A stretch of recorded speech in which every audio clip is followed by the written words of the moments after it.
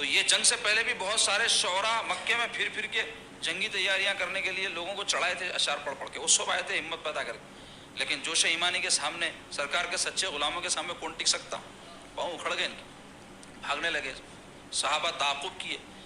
اب جو بھاگے تو مال وال، اونٹاں اور جو بھی جنگی سامان اور کھانا پینا سب چھوڑ کے بھاگے، تو مسلمان خوشی سے جو ہے اس کو لوٹنے میں لگ گئے، اس کو مال غنیمت کہتے، جنگ میں جو مال ملتا مال غنیمت بولتے، تو وہ جائز رہتا دشمن کا مال حاصل کر لے سکتے۔ تو اس میں جب لوٹنے لگ گئے تو وہ 50 تیر اندازوں کو جو حضور علیہ الصلوۃ والسلام اس درے پر متعین کیے تھے، ان میں سے بھی چند لوگوں کو خیال آیا کہ اب جنگ ختم ہو گئی، دشمن بھاگ گیا، سب مال غنیمت لوٹ رہے، ہم کہیں کو محروم رہنا، تو مال کا خیال ان کے دل میں آ گیا، مال کی طلب اور خواہش ان کے دل میں پیدا ہو گئی، جبکہ سرکار کے غلام ایسے نہیں ہوتے۔ لیکن صحابہ کی بڑی شان ہے، لیکن پھر بھی انسان تھے نا۔ ہوا یہ کہ جب وہ طلب پیدا ہوئی تو ان میں سے جو ہے ایک گروپ یہ چاہتا تھا کہ وہ بھی جا کر مال حاصل کر لے، تو ان کے جو ذمہ دار تھے حضرت عبداللہ ابن جبیر رضی اللہ عنہ، وہ پکار کر کہنے لگے دیکھو سرکار نے ہم کو حکم فرمایا ہے کہ ہم ہرگز حضور کی طرف سے کوئی دوسرا حکم آنے تک یہاں سے ہٹے نہیں، لہٰذا تم لوگ یہاں سے مت ہٹو۔ لیکن وہ لوگ ان کی بات نہیں مانے اور مال لوٹنے میں لگ گئے۔ تو ہوا یہ کہ جو یہ 50 تیر انداز دشمنوں کو وہاں روکے ہوئے تھے درے سے اندر داخل ہونے کے جو ہے طرف سے، خالد بن ولید جو مسلمان نہیں ہوئے تھے، زبردست جنگجو تھے، وہ برابر اٹیک کیے جا رہے تھے۔ اب یہ تعداد جیسے ہی کم ہوئی اور 10 کے قریب صرف لوگ رہ گئے تیر انداز، تو تیروں کا جو زور کم پڑا تو وہ درے کی طرف سے خالد بن ولید ایک جتھا لے کر مسلمانوں پر پیٹ کے پیچھے سے حملہ کر دیا۔ اب مسلمان جو ہے مال لوٹنے میں لگے، جنگ کے لیے آدمی مستعد ہونا پڑتا نا، کوئی دوسرے کام میں لگا تو دوبارہ انہیں اپنے جنگ کی تیاری کے لیے مستعد ہونے تک دشمن اس پر حاوی ہو جاتا۔ تو جب پیچھے سے اٹیک ہوا تو جو کافر فرار ہو رہے تھے میدان چھوڑ کے، وہ پلٹ کے دیکھے کہ ہمارے ساتھی ان کو پیٹ کے پیچھے سے حملہ کر دیا اور مسلمان جو ہے نرغے میں آ گئے ہیں ان کے، تو ادھر سے یہ لوگ پلٹ کر بھی مسلمانوں پہ حملہ کر دیا۔ تو ہوا یہ کہ دو طرفہ حملہ جب مسلمانوں پر ہوا تو مسلمان جو ہے اس وقت پریشان ہو گئے، منتشر ہو گئے، اور عالم یہ ہوا کہ اپنے آپ کو بچانے کے لیے وہ ایک دوسرے کو مارنا شروع کر دیا، کیونکہ جنگ کے میدان میں جو وحشت ہوتی ہے سمجھ میں نہیں آتا، صفیں وغیرہ درست رہی، سامنے دشمن رہا، اس پہ اٹیک کر رہے ہیں، دشمن اپنے پہ اٹیک کر رہا، وہ صورتحال الگ ہوتی، لیکن جب مکس اپ ہو جاتا تو سمجھنے میں مشکل ہوتی، دوست کون ہے دشمن کو سمجھ کے کرے تک دشمن اپنے پہ حملہ کر دیتا نا، تو اس وقت کیا رہتا، خالی جوش دکھانا رہتا۔ وہ زمانے کی جنگیں عجیب قسم کی جو ہوتی تھی، اب آج کل کی جنگیں الگ ہے، اس واسطے ہم سمجھ نہیں سکتے، اور کبھی جنگا ونگا نہ لڑے نہ دیکھے، ہم مزے کی زندگیاں ہیں، بیٹھے ہوئے کھا رہے ہیں سو رہے ہیں، اس کے اوپر بھی پھر ہمارے کیا کیا معاملات ہیں، اللہ ہم کو معاف کرے رحم فرمائے۔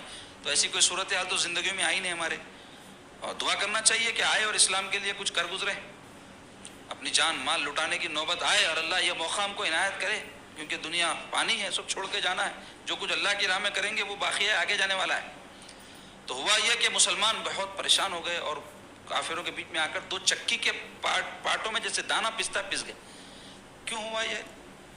اللہ کے حبیب علیہ الصلوۃ والسلام کے حکم کی تعمیل نہیں کرنے کی وجہ سے، مال و متاع دنیا کی طرف رغبت کرنے کی وجہ سے۔ اس میں ہمارے لیے پیغام ہے قیامت تک کے واسطے، جب اللہ کے حکم کو مانو گے، اللہ کے حبیب کے حکم کو مانو گے، زندگی اچھی گزرے گی، دنیا اچھی گزرے گی، آخرت اچھی ہو جائے گی۔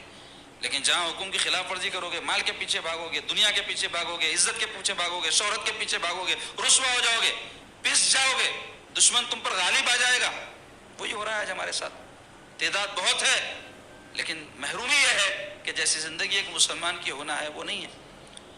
تو عالم یہ ہوا کہ بہت سارے مسلمان شہید ہو گئے، یہاں تک کہ کفاروں میں بعض بدبخت تو سرکار پاک علیہ الصلوۃ والسلام پر جو ہے حملہ کر دی، اور جو گھیرا حضور کے اطراف تھا وہ سارا جو ہے ٹوٹ گیا، اور ابن قمیہ نام کا ایک کافر بدبخت سرکار پاک علیہ الصلوۃ والسلام پر اس زور سے حملہ کیا اپنے جو ہے ہتھیار سے، حضور علیہ الصلوۃ والسلام اس وقت خود یعنی لوہے کی ٹوپی زیب تن فرمائے ہوئے تھے، جنگ میں جو پہنتے ہیں پتھر نہ لگے، تلوار کا وار اگر ہو تو سر سلامت رہے، تو جنگ کے اس زمانے کے جو لباس ہوتے تھے اس میں لوہے کی ٹوپی بھی ہوتی تھی، تو وہ لوہے کی ٹوپی پر اس نے وار کیا، تو وہ لوہے کی ٹوپی کے جو حصے تھے اندرونی وہ سرکار پاک علیہ الصلوۃ والسلام کے سر اقدس میں دھس گئے، اور ایک کافر جو ہے حضور پاک علیہ الصلوۃ والسلام پر پتھر پھینکا جس سے سرکار پاک علیہ الصلوۃ والسلام کے دندان مبارک شہید ہو گئے، اور لوہے کے جو ہے کچھ ٹکڑے حضور پاک صلی اللہ علیہ وسلم کے دندان مبارک میں بھی دھنس گئے، اور حضور پاک علیہ الصلوۃ والسلام جو ہے اس جنگ میں کافروں کے جو ہے नरगे में आ गए। तो वैसे वक्त में मर्द तो मर्द, बाज जानिसार औरतों ने भी जो कि आए तो थे खिदमत करने के लिए ज़ख्मियों की या कैदी या पानी पिलाने के लिए ज़ख्मियों को, लेकिन हथियार उठा लिए। उनमें से एक थी बीबी उम्मे उम्मारा रज़ी अल्लाह तआला अन्हा। मैं ये बात क्यों बता रहा हूँ कि औरतों का काम में मौलाना घरेलू है, लेकिन ज़रूरत पड़ने पर खिदमत के लिए अपना मौक़िफ़ भी बदल सकते हो शरीयत में गुंजाइश हालात के हिसाब से। तो वहाँ पर वो फौरी क्या कि वो बीबी उम्मे उम्मारा देखी कि इब्ने क़मैया काफिर सरकार पर हमला कर रहा है, तो हुजूर के लिए ढाल बन गई हो। और वो जैसे ही वो उसकी तलवार जो है चली काफिर की, तो इनके मोंढे पे आगे लगी, तो मोंढे पे ऐसा जख्म आया कि गार के जैसा पड़ गया। लेकिन वो बीबी बड़ी हिम्मत से मुकाबला की और इब्ने जो है क़मैया काफिर को आप जो है सरकार से दफा कर दी। और उनके जो बेटे, उनके शौहर भी शरीक थे जंग में, उनके बेटे पर एक काफिर वार किया तो उनके बेटे की पिल्ली कट गई थी, तो बेटा नीचे गिर गया। तो माँ वो ऐसी हिम्मत वाली आज की माँ, क्या मेरा लाल मेरा बेटा बाहर गया सऊदी अरब तो रोते, माँ गया तो रोते, गया तो कैसा होगा। मोहब्बत ममता अपनी जगह है, ये तो दुनिया के वास्ते रोए भी तो अच्छा है बोलता हूँ मैं, लेकिन दीन के वास्ते कभी बोलते बेटे जा दीन की खिदमत कर, जा वहाँ तालीम हासिल कर, जा वहाँ पे जिक्र में जा। क्या जा दाढ़ियाँ छोड़ लिया रे, बुढ़े बूढ़ा दिख रहा, शादी नहीं होती तेरी, कई अम्मा या खाला ऐसा बोलते बच्चों को, नर्वस कर देते उनको। जबकि हिम्मत दिलाना माशाअल्लाह सुन्नत के मुताबिक मेरा बच्चा चेहरा रखा, ये उम्र में अगर तू शहीद हो जाएगा ना, ये तेरी जवानी काम आ जाएंगी। ऐसे अल्फाज थे पहले की माओं के, ऐसी हिम्मत अफजाई अपनी औलाद को करते थे और अपने बाय से फख्र समझते थे अपनी औलाद नेक रास्ते पर लगे। आजकल पक्के दुनियादार बना रहे माँ हो के बाप अपने बच्चों को। अमेरिका, इंग्लैंड, लंदन, नहीं तो गिरे पड़े सऊदी, दुबई, तो है कैसा भी। बस यही मकसद हयात है। पैसे कमाना बुरी बात नहीं है, मेहनत करना बुरी बात नहीं है, तकबुदू करना, हलाल रोजी कमाना सब सही है, मकसद हयात नहीं है, बताना चाह रहा हूँ। ये आज हमारे नौजवानों के जहन में क्या बैठाया जा रहा है, मकसद हयात क्या है? पैसा पैसा, घर गाड़ियाँ बंगले, खूब कमाओ खूब कमाओ। बिल्कुल कमाओ, कई के वास्ते, कई के वास्ते कमाओ? दुनिया बराए दुनिया है नहीं, दुनिया बराए आखिरत हो। कमाओ तो अपने ज़रूरियात जायज़ तरीके से पूरे करने की भी नीयत रखो, साथ ही साथ अल्लाह खूब नवाजेगा।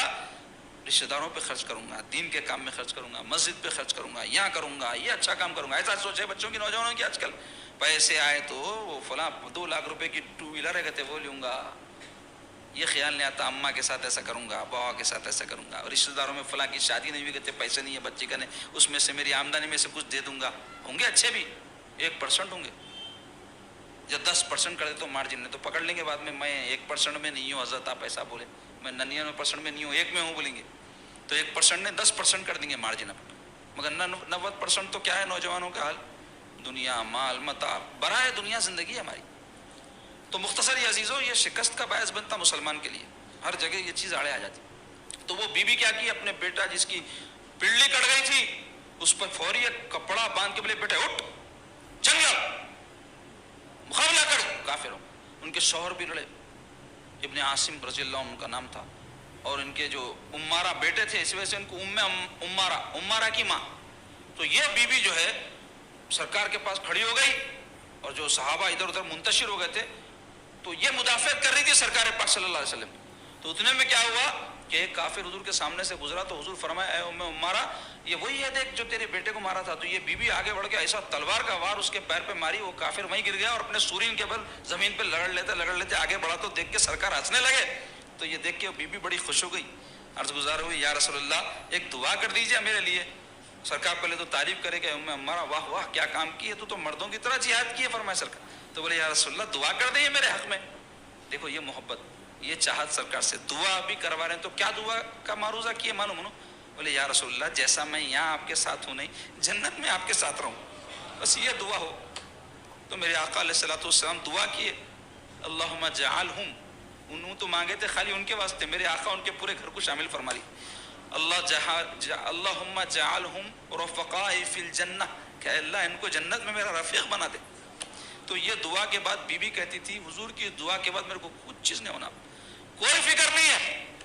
मेरे प्यारे आका अलैहिस्सलातु वस्सलाम मुझे ये बशारत दे दी है कि जन्नत में मैं हुजूर की रफ़ीक़ा रहूँगी। तो ये बहुत बड़ी नेमत है। ये मोहब्बत करे तो कोई समझ सकता है बातें जी, क्योंकि आदमी को चाहत रही तो महबूब का साथ रहा तो उन्हें बोलता जो मुसीबत है आन दो, महबूब साथ रहा तो बस है। मोहब्बत होना, चाहत होना, ये सब पहले थे, खदरें अब ख़त्म हो गई, अब सब कमर्शियल होगा मामला अक्सर। तो मुख्तसर ये कि ऐसी वो बीबी थी, बताना चाहता हूँ। तो औरतों को भी तौफीक होना, समझना दुनिया सब फ़ानी है, बच्चों को माल दौलत इज्जत की मोहब्बत मत पैदा करो, मोहब्बत दुश्मनियां पैदा करे, नफरत डाल रहा दिलों में। तेरी चाची ऐसा करी, तेरी दादी ऐसा करी, वो तेरी फलां रिश्तेदार ऐसा करी, हमारे को करा दिए, हमको वो कर दिए। अब वो बच्चों के जहन खराब कर देते, उनके दिल में हसद पैदा कर देते, उनके दिल में कीना पैदा कर देते। बच्चों के जहन पाक रहते, पाकी रखना माँ बाप, किसी को भी शामिल नहीं करना अपने झगड़ों में, बच्चों को खास तौर पे।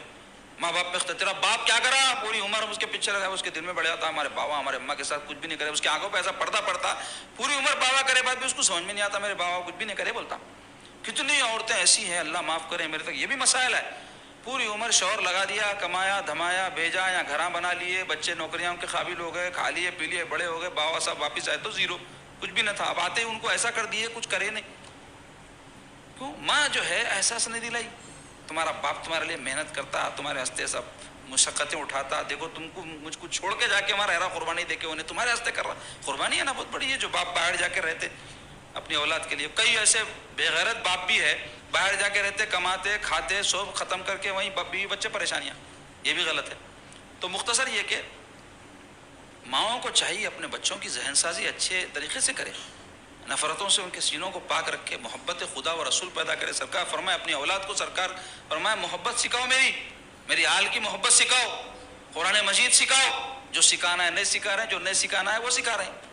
इस वास्ते हमारी नस्ल हमारे लिए बोझ बन जा रही हैं, दुनिया में भी आखिरत में भी। तो अजीज़ों, हुआ यह कि वो जंग का जो पांसा पलटा, मुसलमान दोहरी मुसीबत में मुब्तला हो गए। एक तो उनको जो है नुकसान उठाना पड़ा जानी माली, दूसरे सरकार के साथ ऐसा हो गया, सरकार से उनको ऐसी मोहब्बत थी कि हुजूर को कांटा भी चुभे गवारा नहीं करते थे, इतना बड़ा वाक़या होगा।